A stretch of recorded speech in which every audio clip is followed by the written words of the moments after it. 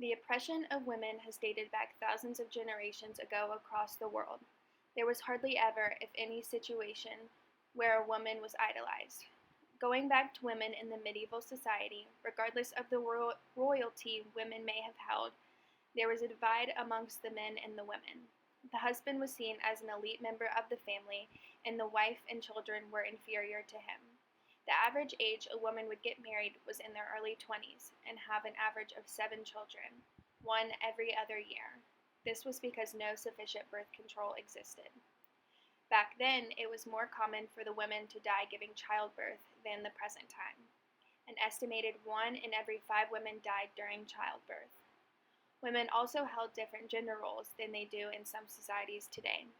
They were expected to obey, respect, and be of service to their spouse, as well as to uphold the chores and duties of the household and the children. Even some religions taught that women were lesser than a man.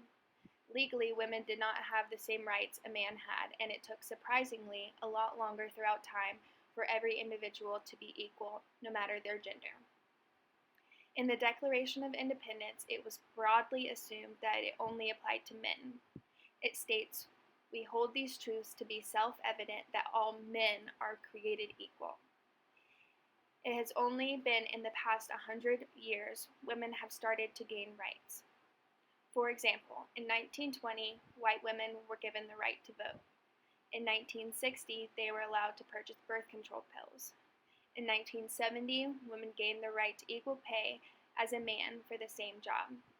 We, as a society, are still fighting these battles for the rights and stopping sexist stereotypes about women.